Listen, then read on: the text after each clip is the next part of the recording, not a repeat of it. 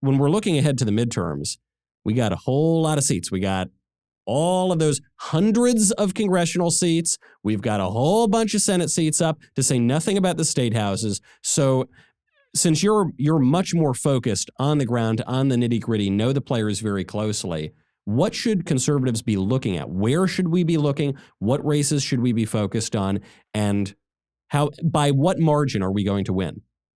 So I'm very optimistic for November. I think it is going to be an historic victory. I think the chances of our taking the House are approaching 100%. I think it is virtually a certainty that we'll take the House.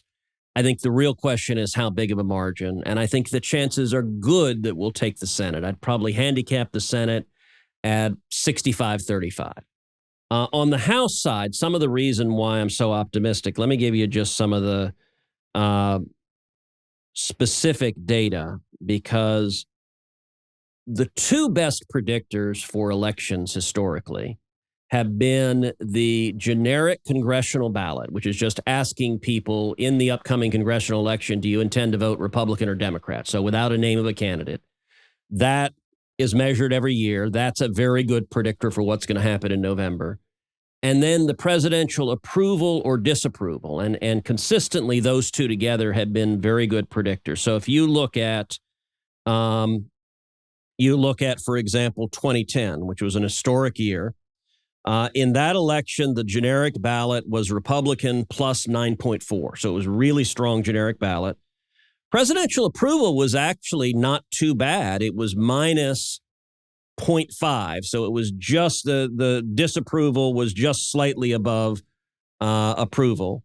And we ended up picking up 63 seats, getting to a majority of 242 seats.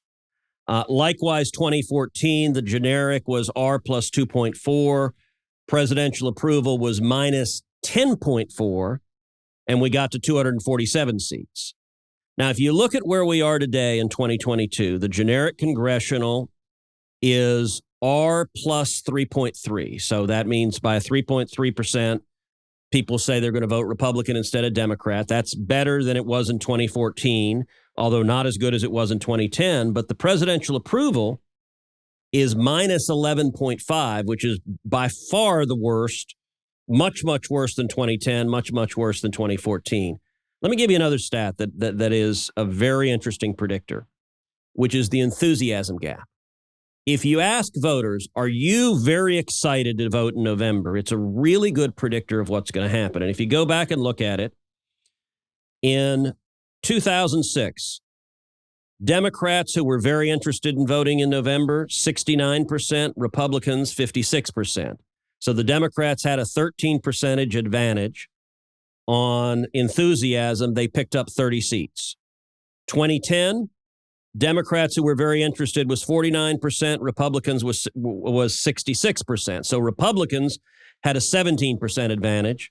We picked up 63. 2014, the differential was 11%. We picked up 13 seats. 2018, the differential, Democrats who were interested was 66%, Republicans 57%. So Democrats had a 9-point advantage in enthusiasm. They picked up 40 seats. And then if you go and look to March of 2022, Democrats, 50% are very interested in voting in November. Republicans, 67%. So we've got a 17% advantage.